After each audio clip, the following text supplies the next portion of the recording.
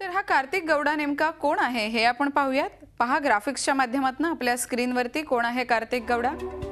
Railway मंत्री सदानंद गौडा यांचे पुत्र आहेत कार्तिक गौडा। इंजिनियर आहेत कार्तिक व्यवसायाने। कार्तिकचा साखरपुडाही झालाय।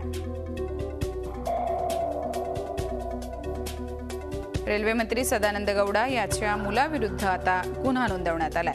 376, 420 आणि 306 हे कलम लावण्यात आले। बलात्कार आणि फसवणुकीची ही कलम आहेत।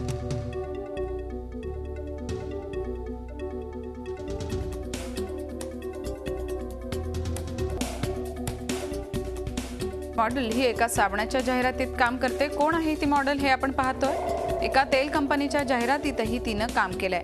अनेक तमिळ चित्रपटांमध्येही या मॉडेलने काम केलंय।